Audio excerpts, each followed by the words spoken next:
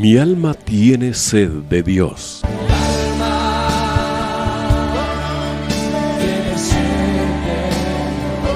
Un espacio que reconforta, alienta y motiva a la luz de la palabra de Dios. Un espacio de clamor e intercesión por todos aquellos que hoy necesitan una palabra de aliento de parte del Dios Todopoderoso.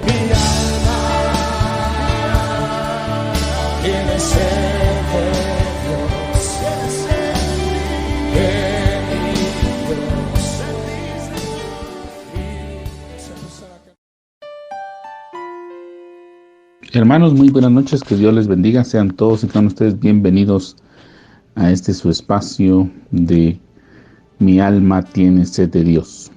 En esta noche, amados hermanos, el deseo de nuestro corazón es que el Señor continúe manifestando su bendición y su favor sobre la vida de usted, sobre la vida de su familia, en todas y cada una de las actividades que usted realiza, y que en este día usted haya afirmado su compromiso con Dios, sabiendo que los tiempos de su venida se están acercando. También queremos aprovechar, amados hermanos, para agradecerles el favor de su sintonía a todos y cada uno de ustedes que han estado a través de su radio receptor o a través de la página de internet siguiendo la transmisión de Radio 760. Muchísimas gracias a los que nos sintonizan en Guatemala y fuera de las fronteras a través del internet y las distintas plataformas en redes sociales. Muchísimas gracias, amados hermanos, que el Señor continúe bendiciendo su vida. En esta noche, amados hermanos, queremos hacer algunas reflexiones sobre el libro de Apocalipsis. Para los que nos están sintonizando recientemente, se acaban de adherir a esta transmisión, queremos comentarles que hemos estado platicando del tema del regreso del Señor. Hemos estudiado desde los evangelios, las cartas paulinas o las cartas que el apóstol Pablo escribe por instrucción del Espíritu Santo, así como las cartas de los otros apóstoles del Señor, el tema del regreso del Señor. Establecimos en determinado momento las diferencias entre el arrebatamiento y la manifestación pública del Señor en esta segunda venida. Y pues hemos leído los 22 capítulos del libro de Apocalipsis, pidiéndole al Señor su ayuda para darle una adecuada interpretación y orientación, amados hermanos. No estoy pretendiendo asentar doctrina o en determinado momento pretender que yo tengo el conocimiento pleno de los hechos, sino darle una postura de acuerdo a lo que el Espíritu de Dios nos está dando. Indiscutiblemente, amados hermanos, la primera conclusión o el primer tema importante que quisiera destacar es que el Apocalipsis no lo podemos leer sin la guianza, la iluminación, la revelación del Espíritu Santo. Nosotros, amados hermanos, podemos tomar la Biblia como un libro más o como un libro especial. Definitivamente viene a mi memoria la carta a los Corintios, donde Pablo explica, ¿verdad? Nos deja ver que para el hombre que es espiritual, pues obviamente entiende mucho más que el hombre natural, que el hombre al que no se le ha resucitado el espíritu, porque eso es lo que ocurre, amados hermanos, cuando nosotros aceptamos o reconocemos al Señor Jesucristo como nuestro Señor y Salvador. Nuestra alma se ordena y nuestro espíritu vive, porque está muerto a causa de los delitos y pecados, a pesar de que tengamos una vida biológica, una vida de nombre bios, como se dice en griego. Entonces la Biblia muchas veces ha sido leída por hombres que tienen vida bios nada más, y cuando tienen una vida bios, pues su entendimiento está limitado a conceptos, a teorías, a pensamientos humanos, y es por ello que se dejan de alguna manera influenciar por el conocimiento que otras culturas han dejado, ¿verdad?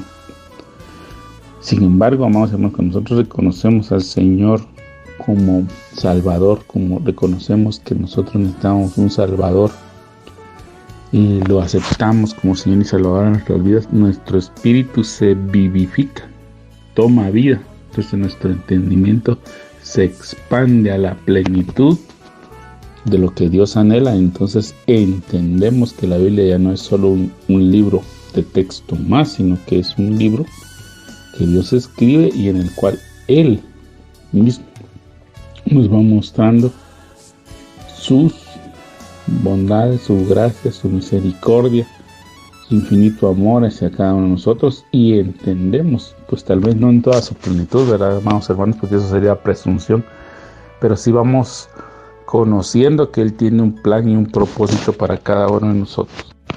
Entendemos que Dios no ha estado ausente de la historia, sino que Dios ha estado presente. Solo que el hombre muchas veces lo ha ignorado, ¿verdad? El hombre lo ha menospreciado, pero Dios está ahí. Entonces, definitivamente, amados hermanos, leer el Apocalipsis es un deber. Es una responsabilidad de nosotros los creyentes. Entonces, número 1, debemos de leer el Apocalipsis guiados por el Espíritu Santo. Número 2, debemos de conocer el Apocalipsis. Debemos de leer el Apocalipsis como un deber, como una obligación. Número 3, yo he mencionado, amados hermanos, y quiero hacerlo una vez más, que los que tenemos la fe en el Señor y sabemos que la segunda venida se va a manifestar en dos facetas. La primera es el arrebatamiento de la iglesia, aunque muchos ya no crean en él. Y la otra es la manifestación pública del Señor para el juicio. Cada una, amados hermanos, es diferente.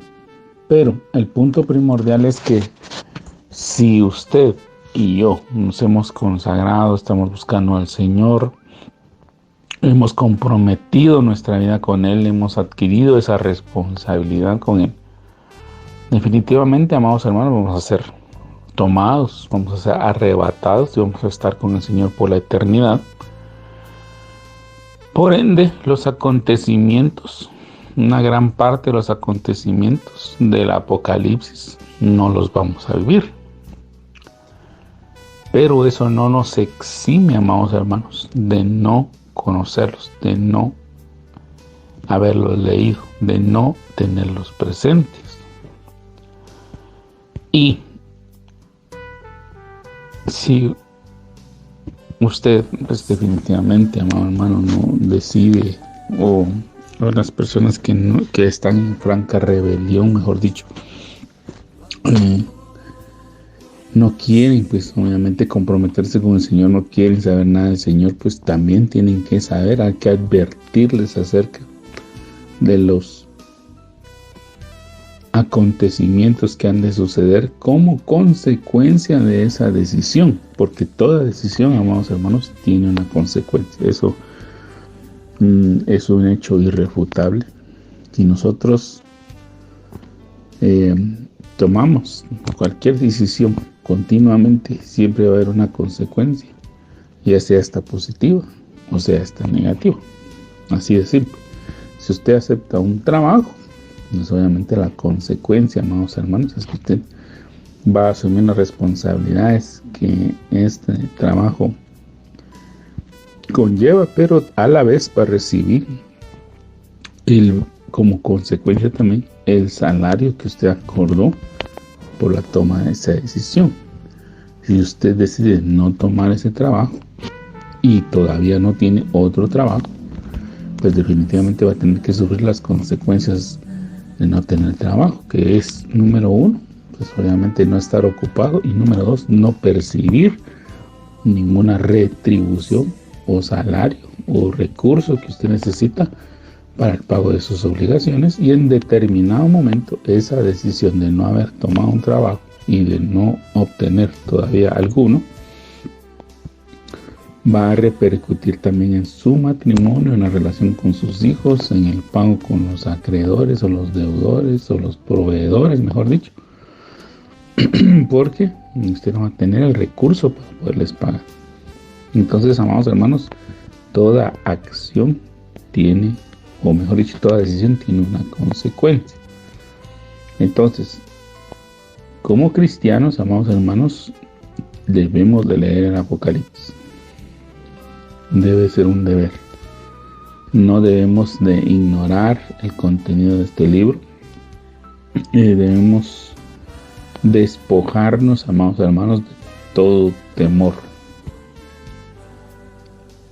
Debemos despojarnos de todo temor. ¿Por qué? Porque este libro, de alguna manera, amados hermanos, ha sido elogiado o lo han presentado como un libro de difícil comprensión, como un libro que habla solo de juicios, como un libro que habla solo de desastres, de calamidades. Por ello le digo, amados hermanos, que nosotros los cristianos a veces hemos desplazado o hemos permitido que otras personas utilicen este libro de una manera impropia. Por ejemplo, los noticieros, cuando ocurre alguna situación, amados hermanos, que es lamentable, ¿verdad? Yo no estoy menospreciando cualquiera de esas condiciones. Por ejemplo, un terremoto, un tsunami o algún evento, ya sea natural o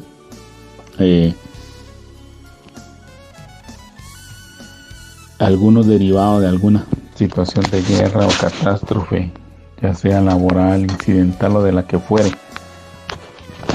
Ellos colocan en sus titulares ya sea en la emisión escrita del periódico o en la emisión radiofónica o en la emisión televisiva, pone catástrofes de nivel apocalíptico o eventos apocalípticos, como queriendo decir que son los acontecimientos del final de los tiempos o cuya magnitud, amados hermanos, se puede comparar a lo que está descrito en el libro de Apocalipsis.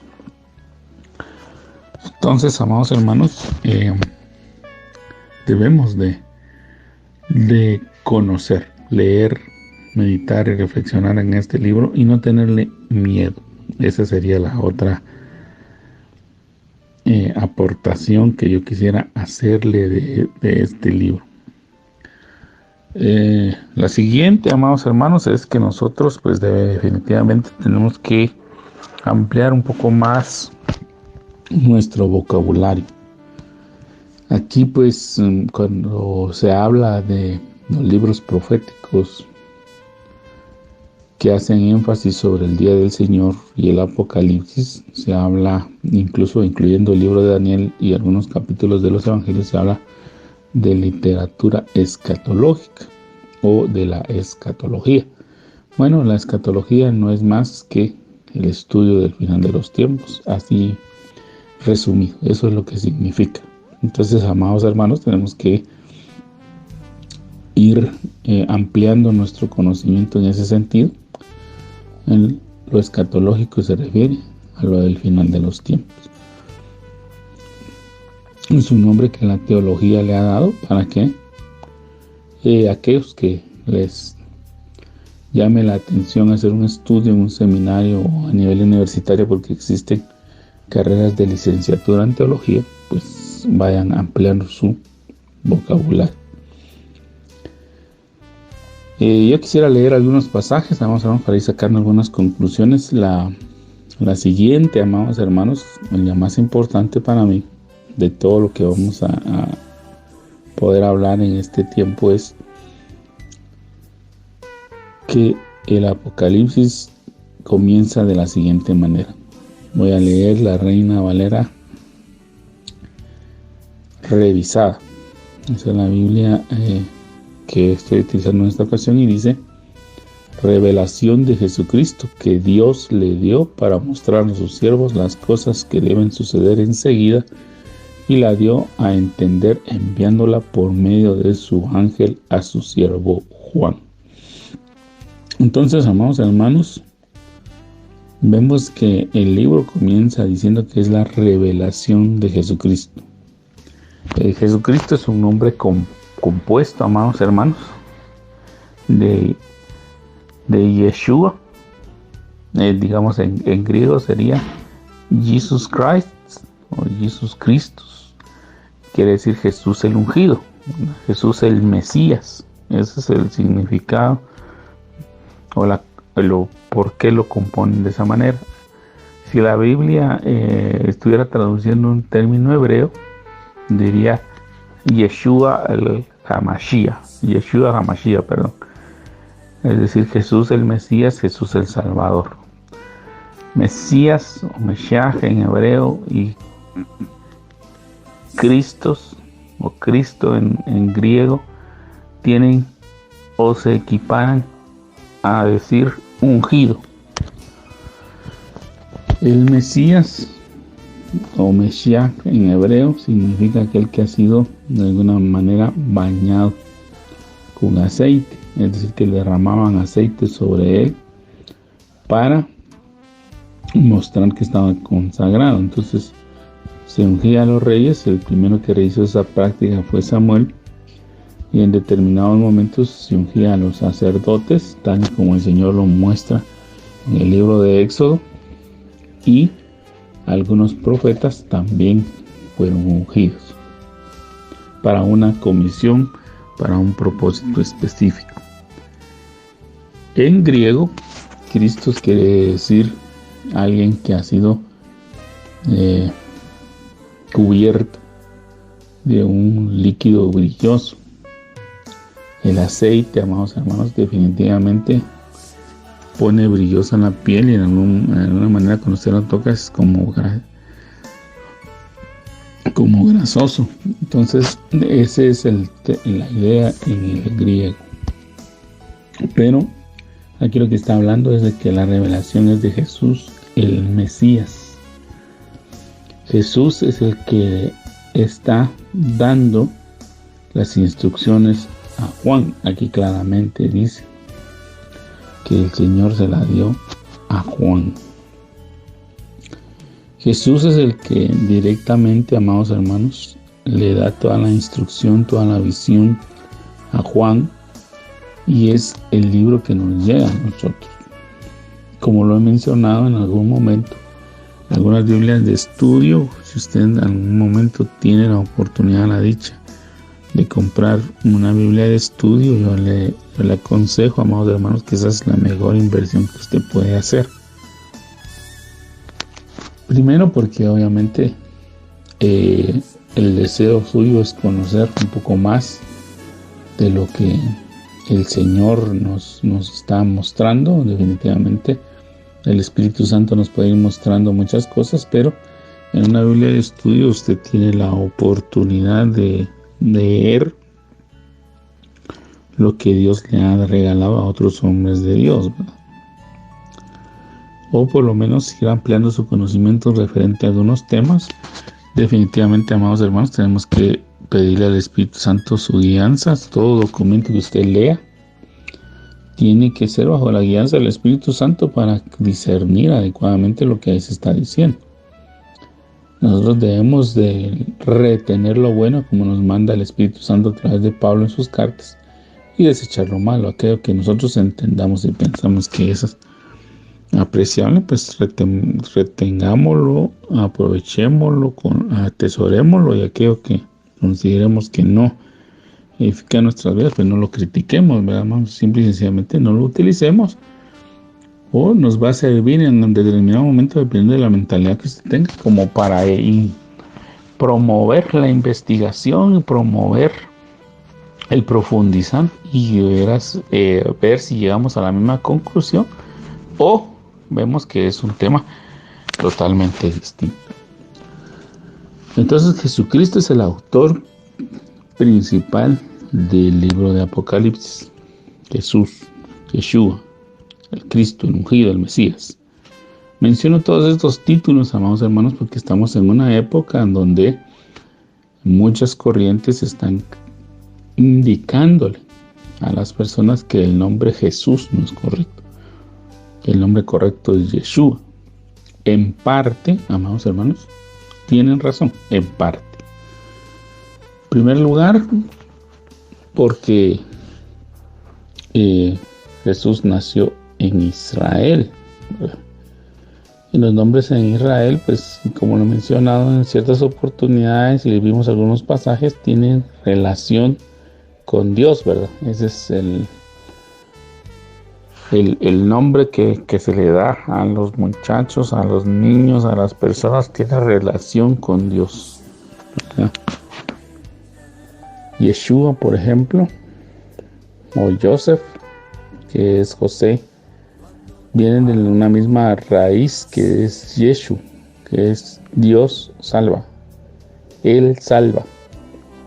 Entonces, cuando usted lee el Evangelio de Lucas, dice: le pondrás por nombre Jesús, porque Él salvará a su pueblo. Esa es la instrucción que el ángel le dio a María. Entonces, amados hermanos, existe, bueno, aquí es donde viene el contraargumento. Lo que existe es también una ley de transliteración, ¿vale? Entonces, esa ley de transliteración, en algunos casos, como en el inglés, por ejemplo, se nos dice que los nombres de las personas no se traducen. Entonces, cuando las personas, por ejemplo, alguien se llama Tom, nosotros en español le pondríamos Tomás, ¿verdad? Alguien se llama John, nosotros en el español le pondríamos Juan, pero esa ley nos dice que no traduzcamos los nombres. Entonces, si es Tom, Tom; si es John, John. Así lo tenemos que poner en español, respetando esa norma. Pues de igual forma sucedió que cuando la Biblia, amados hermanos, se escribió en griego, aunque se hablaba hebreo, en tiempos del Señor Jesús, en esa época el griego transliteró el nombre más o menos de esta manera. La J no existía. La J es una letra relativamente nueva. Es una letra que aparece más o menos en el siglo XVI. Antes no había una letra J. Entonces en el griego aparece más o menos, lo voy a pronunciar de esa manera porque no sé griego, pero sí he visto el nombre, y aparece más o menos Yeshu, tratando de emular la palabra hebrea Yeshua.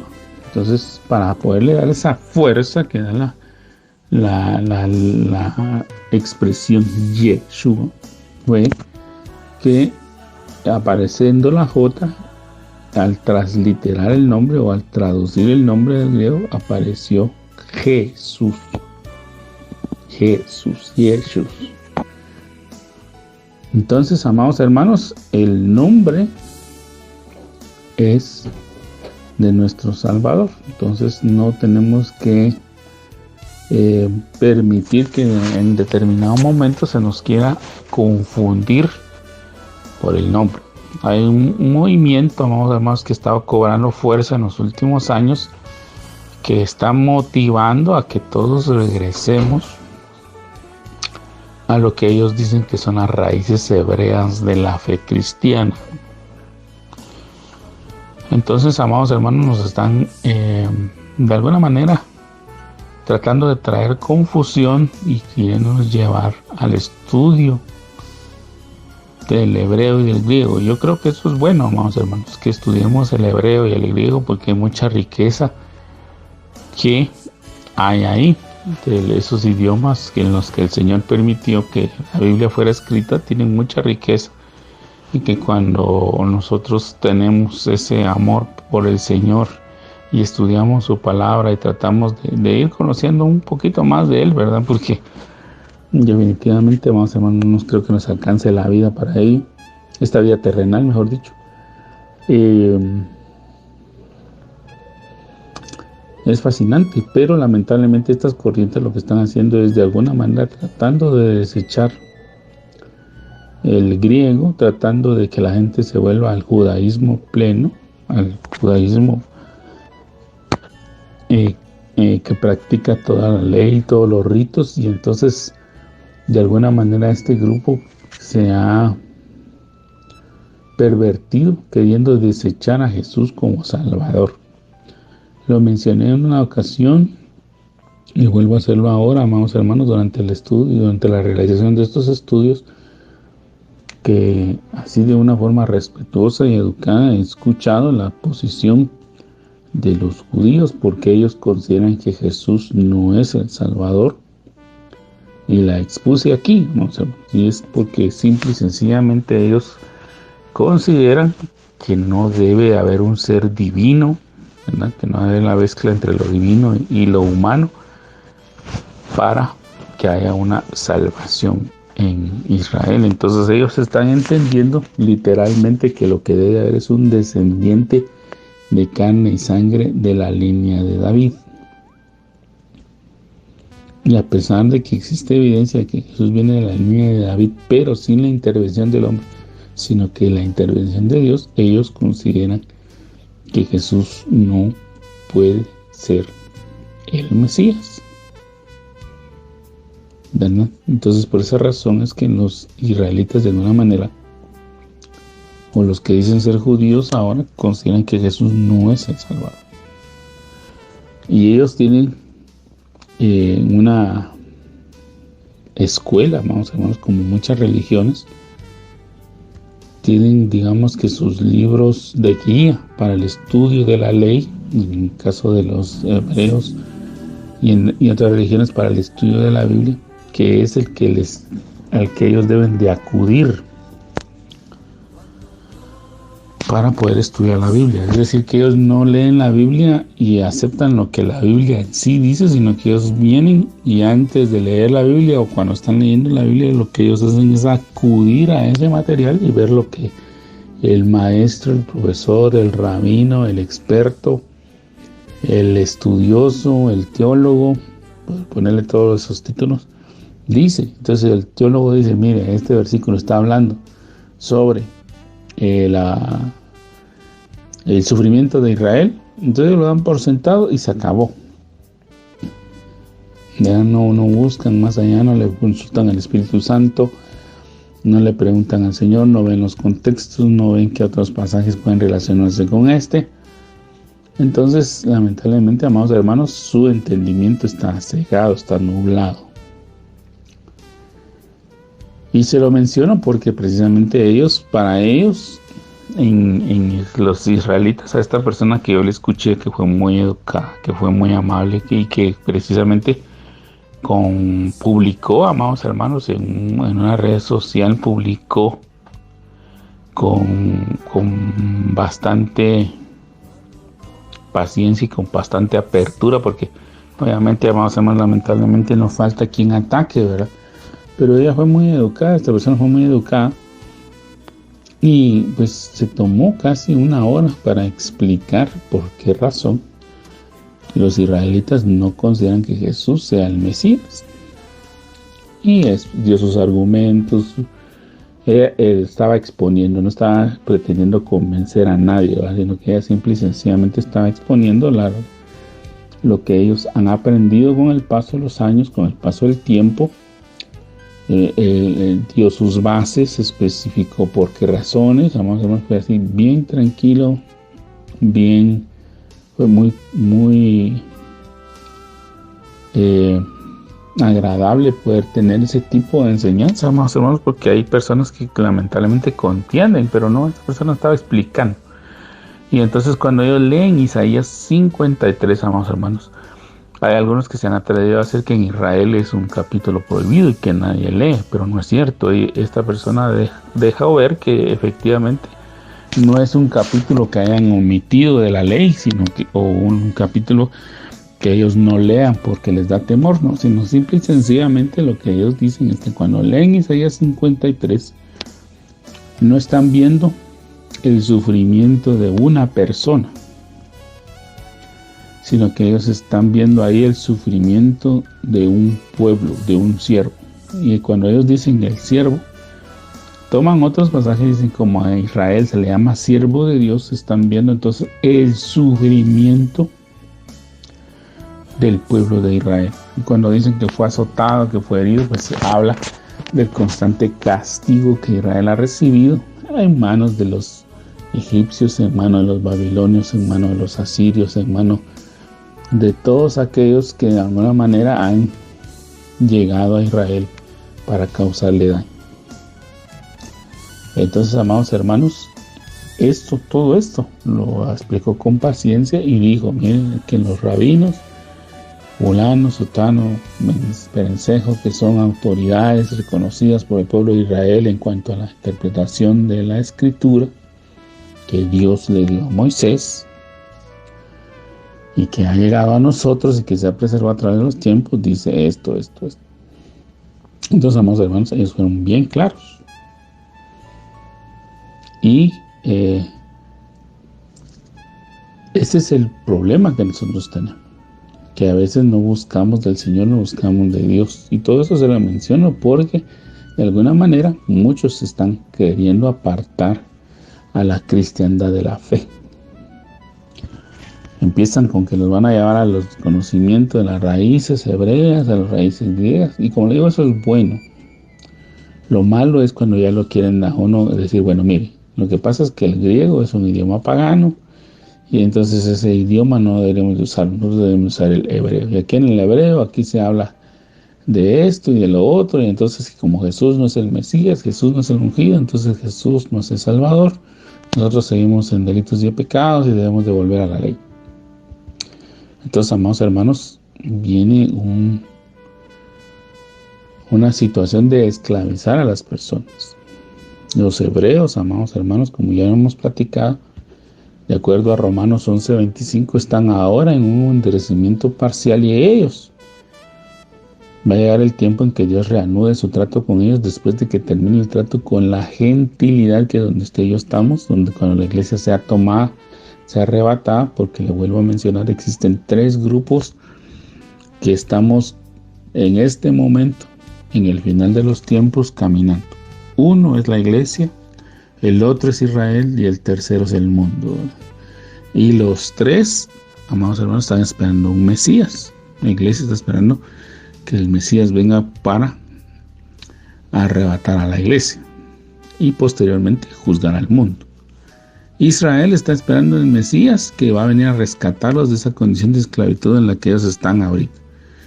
Esa situación donde ellos no pueden realizar sus sacrificios, donde ellos no tienen templo, donde ellos tienen que convivir en la ciudad santa con gentiles, como nos llaman a nosotros los que no somos judíos, y con los musulmanes que son sus enemigos declarados, ¿verdad? Porque ellos adoran a otro Dios que es Alá, pero que ellos han tomado en este momento. Ellos consideran que ellos han profanado en la tierra santa, como dicen, por haber construido la mezquita de Omar en el lugar donde estaba el templo de Salomón, el templo, donde estaba el templo donde ellos ofrecían sus sacrificios.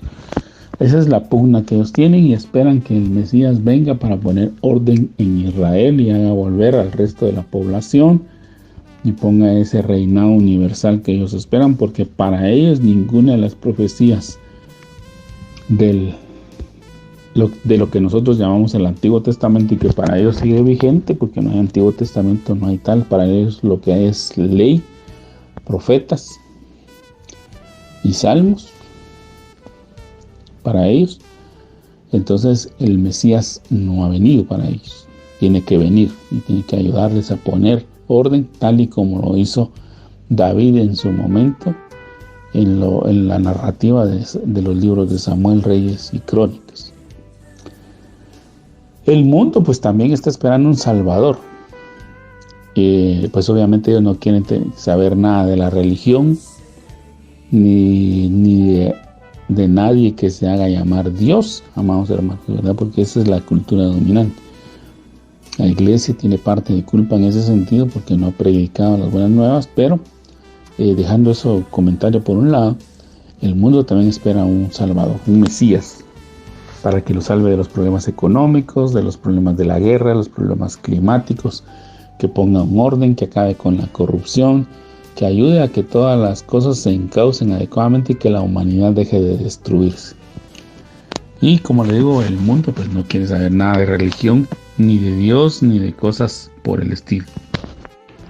Entonces, amados hermanos, los tres grupos están clamando por un Mesías. La pregunta es, ¿a qué Mesías espera usted? Porque los dos grupos restantes, amados hermanos, Israel y el mundo, por la condición en la que se encuentran, que es estar muertos espiritualmente, fácilmente van a ser engañados por alguien que va a hacerse pasar por un Mesías, por un Salvador, y lo que va a hacer es un emisario del enemigo que va a querer dominar y sojuzgar. Es ahí donde va a tener el camino abierto el anticristo, el diablo, Satanás, la serpiente antigua y el falso profeta, para ejecutar su plan, ¿verdad? Entonces, amados hermanos, no permitamos, la invitación más importante que quiero hacerle es que no descuidemos nuestra relación con el Señor, para que no seamos engañados, para que el Señor nos dé esa guianza, ese cuidado. Recordemos que una de las imágenes que nosotros tenemos en toda la Biblia es que el Señor es nuestro pastor y el pastor tiene cuidado de sus ovejas. Entonces, si nosotros nos apegamos a Él, Él nos va a cuidar. Definitivamente, Él nos va a cuidar, Él nos va a proteger, Él nos va a librar del lobo, del cazador o de cualquier bestia feroz que quiera venir a hacernos daño. Porque Él es el buen pastor. Si el pastor le defiende a las ovejas, el asalariado no, el buen pastor sí. Entonces, amados hermanos, tenemos que cultivar, fortalecer nuestra relación con el Señor, para evitar que este tipo de engaños llegue a nuestra vida y que no nos vayan a decir, miren hermano, vayamos al estudio de las raíces hebreas. Pues yo le invito a que sí, si es con una intención pura, con un buen propósito, amados hermanos, estudie, amplíe su conocimiento. Pero si ya le empiezan a decir que Jesús no es el Mesías, que Jesús no es el Salvador, que mejor volvamos a los rudimentos de la ley, que guardemos el sábado, que guardemos las fiestas, que hagamos esto, que vayamos a Jerusalén, que vayamos a Israel, y le empiezan a decir a usted que se ponga kipá, talit y una serie de aditamentos, como que si usted fuera un israelita. Al final, amado hermano, lo están engañando y lo están conduciendo al error. El nombre de Jesús, otra de las conclusiones que quiero darle, y sin el ánimo, amados hermanos, de causar contienda, es que Jesús sí efectivamente usó ese nombre, ya sea Jesús, Yeshua, Jesús o Yeshua, como le quieran mencionar. Él usó ese nombre aquí terrenalmente, pero la Escritura nos enseña ahora que Él tiene un nombre, sobre todo nombre que se nombra, y ese nombre lo vamos a conocer cuando Él se manifieste. Ahorita tenemos la posibilidad de invocar ese nombre para salvar, para orar, para clamar, para interceder, pero Él tiene un nombre nuevo, porque Él ya está en un nivel superior, que es a donde quiere conducir a su iglesia. Entonces, amados hermanos, el Señor cuando venga, pues tal y como lo dejó la instrucción ahí en una de las cartas, que no nos pongamos a contender ni por genealogías, ni por nombres, ni por esto, ni por lo otro, ni aún con lo que la ciencia llama ciencia, sino que nuestra fe esté firme en Él. Entonces yo le quiero invitar, amados hermanos, a que estudiemos la palabra de Dios. Definitivamente tenemos que hacerlo, es una responsabilidad del cristiano. No solo leer el Apocalipsis, sino leer toda la Biblia y pedirle al Espíritu Santo su ayuda. El otro, amados hermanos, es que este libro tiene una bendición. Apocalipsis 1:3 dice: bienaventurado el que lee y los que oyen las palabras de esta profecía y guardan las cosas escritas en ellas, porque el tiempo está cerca. Entonces, amados hermanos, hay una bendición especial, porque bienaventurado es una palabra griega que se pronuncia más o menos Macairo. Por eso todo aquel que se llama Macario, lo que le están diciendo es bienaventurado, o 3 veces dichoso, ¿verdad? Es decir, que tiene una dicha extrema, ¿verdad? Entonces es una bendición, amados hermanos. Es una bendición leer el Apocalipsis. Es una bendición que muchos nos hemos negado por creer que es un libro que hay que tenerle miedo, que es un libro no entendible. Pues obviamente, amados hermanos, utilizando razonamiento humano, sí, definitivamente no lo vamos a entender. Pero si nosotros afirmamos nuestra comunión con el Espíritu Santo, le pedimos al Espíritu Santo, clamamos al Espíritu Santo, le rogamos al Señor que Él nos ilumine, seguramente, amados hermanos, vamos a ir comprendiendo. No le digo que a la primera, ¿verdad? Porque eso sería también una gran mentira, sino que hay que tener constancia y perseverancia en el estudio de la Escritura. Si usted ha leído continuamente, se va a dar cuenta que todos los libros proféticos, el Génesis, el Éxodo, el Levítico, los Salmos, todos los libros de una u otra manera vienen a converger en este libro. O sea, es un libro que sigue la misma línea, el mismo mensaje que Dios ha dado durante todo el tiempo, que es que nos volvamos a Él. Entonces, amados hermanos, este libro tiene una bendición.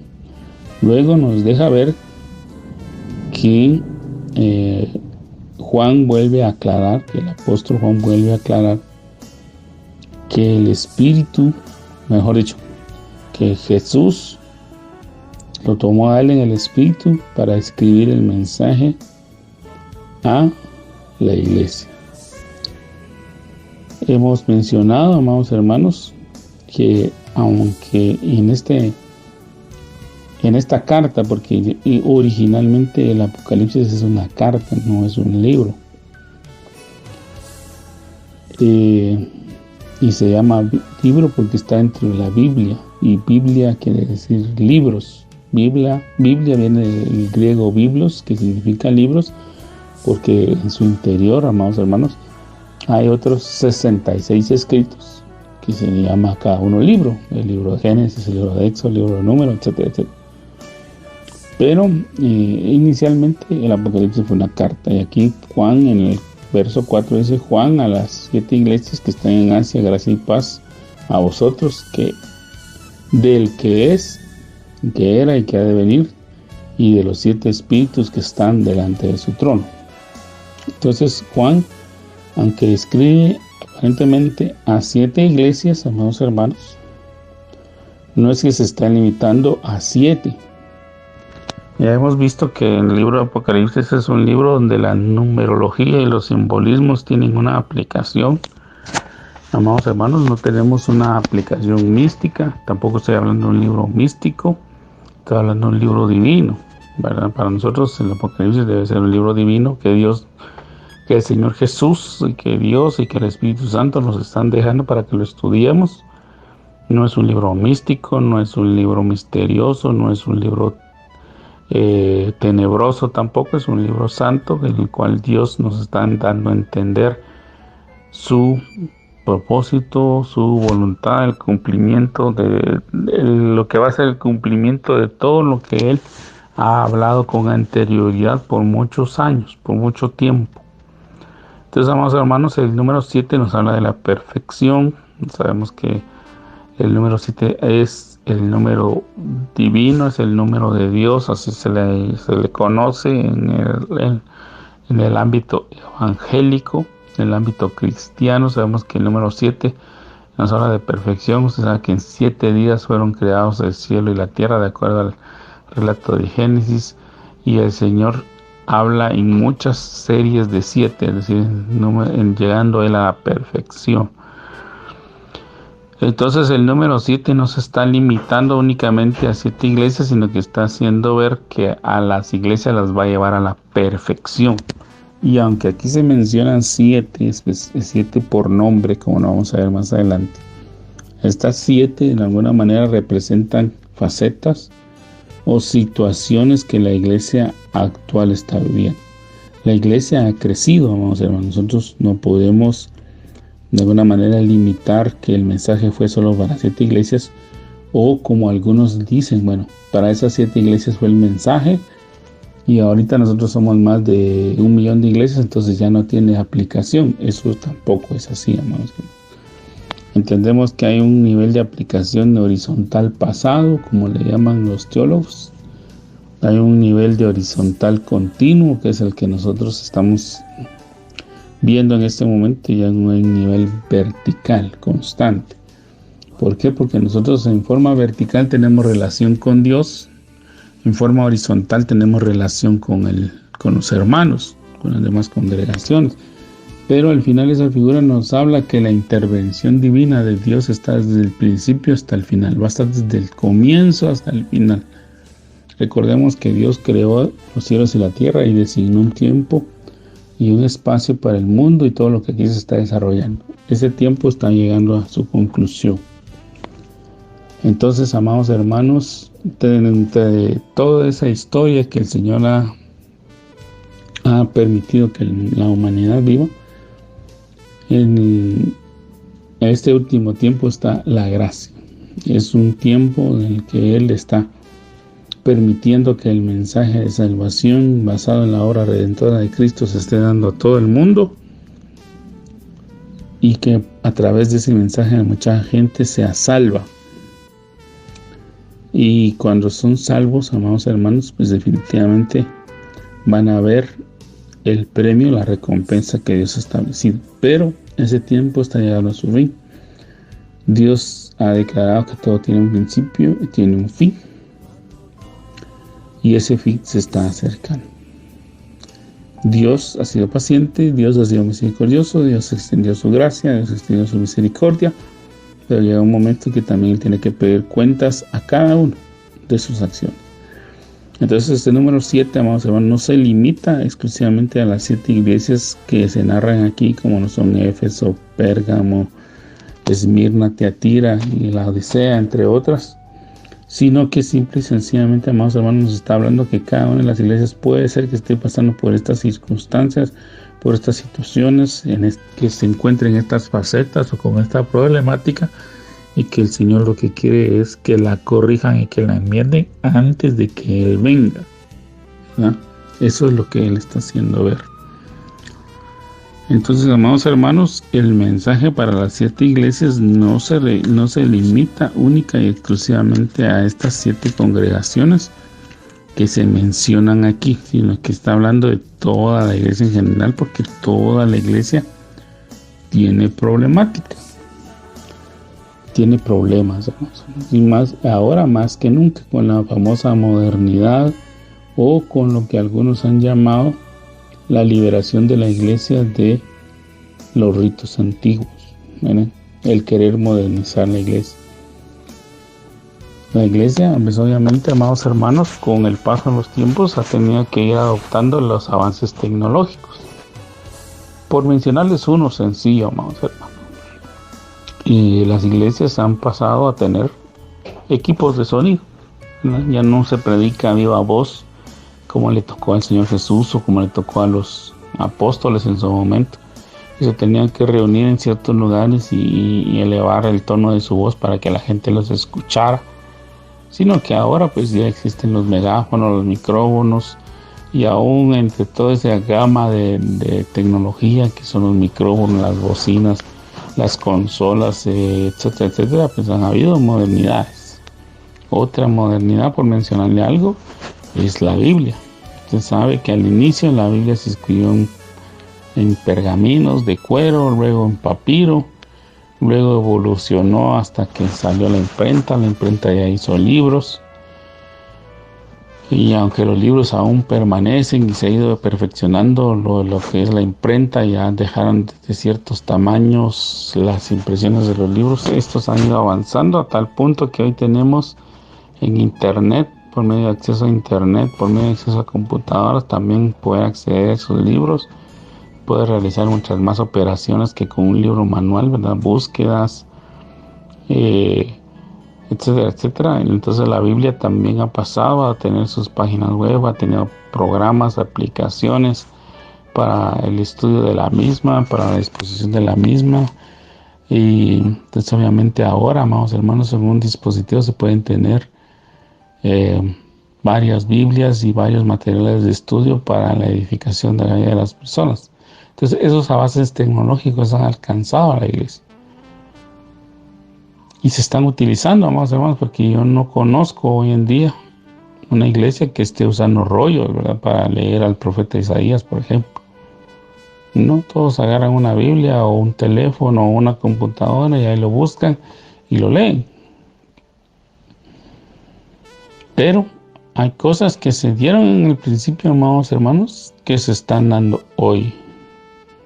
O sea, los problemas que se enumeran en Éfeso, por ejemplo, entre estos que se dicen en Apocalipsis 2:2, yo sé tus obras, tu arduo trabajo y tu paciencia, que no puedes soportar a los malos, y has probado a los que dicen ser apóstoles y no lo son, y los has hallado mentirosos, y has sufrido y has tenido paciencia, y has trabajado arduamente por amor de mi nombre, y no has desmayado. Pero tengo contra ti que has dejado tu primer amor. Ese evento, amados, todo ese accionar que nos lo vemos aquí, se sigue repitiendo. Porque hay muchas iglesias, amados hermanos, yo conozco congregaciones que trabajan arduamente, que hacen campañas en el interior, que están llevando tratados, que están llevando Biblias, que están llevando Biblias en audio, que tienen jornadas de evangelización, jornadas de salud. Se están esforzando, amados hermanos, por llevar el mensaje de esperanza. Incluso hay grupos, amados hermanos, que trabajan con los alcohólicos, con los drogadictos, con los que están en pandillas. Son parte del cuerpo de Cristo que están trabajando con estos grupos y se esfuerzan, porque es un trabajo arduo, continuo, fuerte, arriesgado, amados hermanos, yendo a zonas donde inclusive hay persecución. Hay misioneros que están en lugares donde no son bien recibidos, como la China, como Corea del Norte, como Rusia y algunos países donde la religión musulmana es la principal. Amados hermanos, están ahí tratando de llevar el mensaje de esperanza, pero son perseguidos. Pero algunos ya no están haciendo nada más para exaltar el nombre de su congregación, de su ministerio o de lo que ellos consideran que son ellos, y no para exaltar el nombre del Señor. Hay muchos, amados hermanos, que han dejado su primer amor. Y algunos que yo escuché a un siervo de Dios en una ocasión, amados hermanos, que por muchos años yo había escuchado predicar. Un hombre que era muy, muy apasionado al momento de hablar de la palabra del Señor, pero que en los últimos años de su ministerio, porque él ya partió a la presencia del Señor, y no estoy hablando mal de él, sino que estoy comentando, amados hermanos, que él en determinado momento, en una intervención que tuvo, él dice: bueno, miren, yo me he vuelto un experto, yo soy más que un gerente, y que esto, que lo otro. Entonces él ya empezó a quererse comparar con los demás.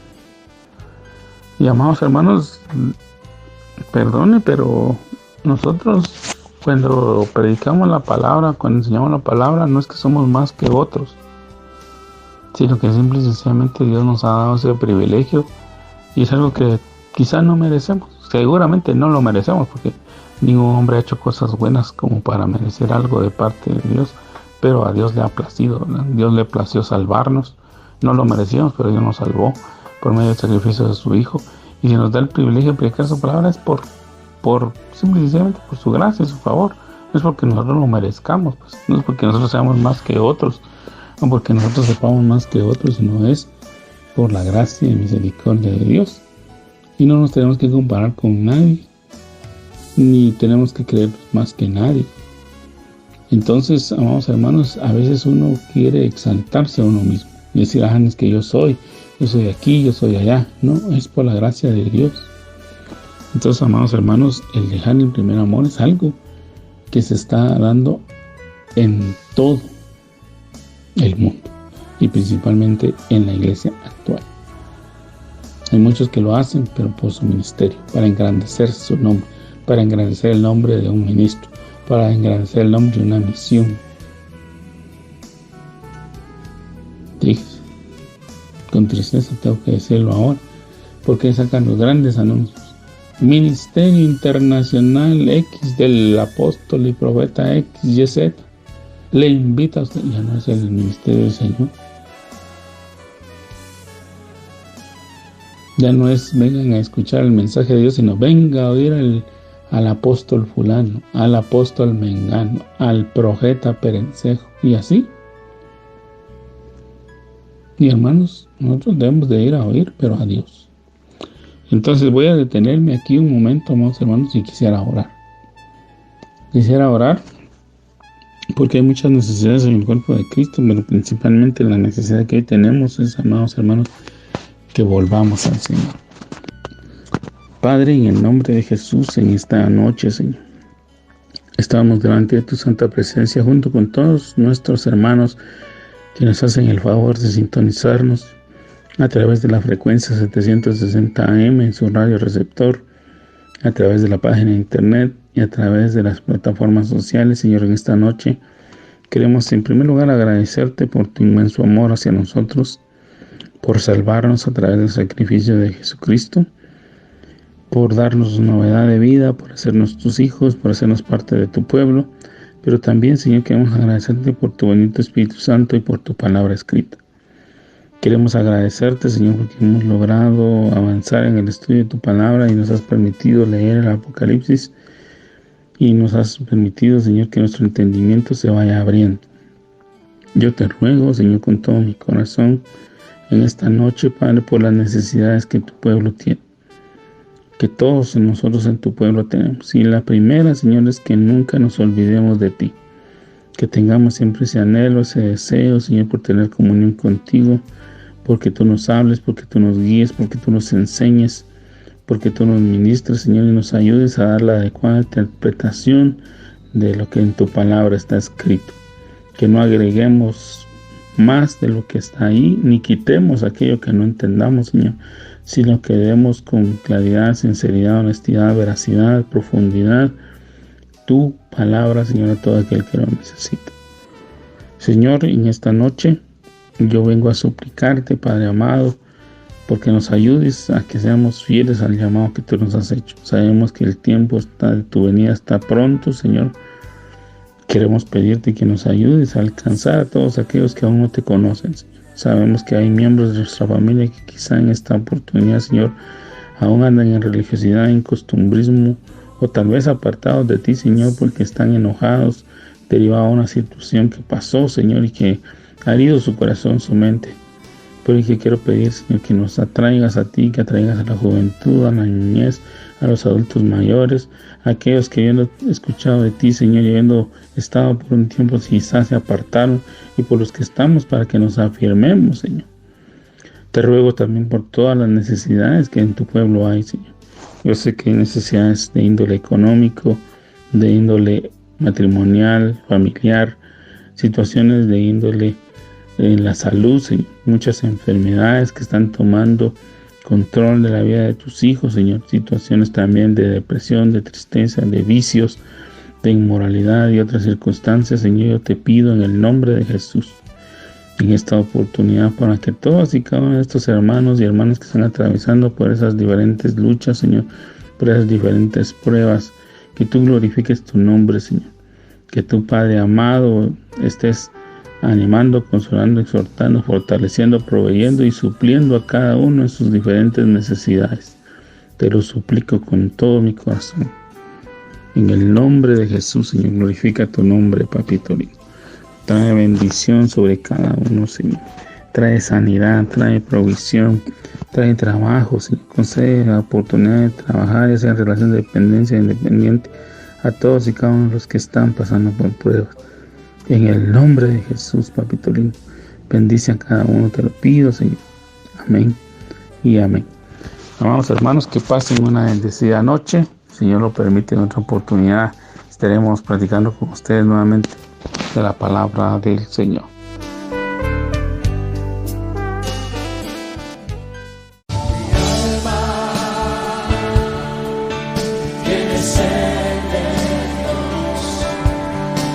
Hemos presentado Mi alma tiene sed de Dios.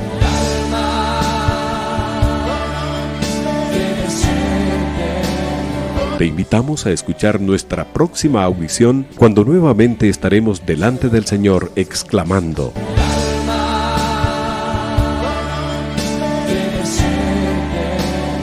Mi alma tiene sed de Dios. No te lo pierdas. Tiene sed.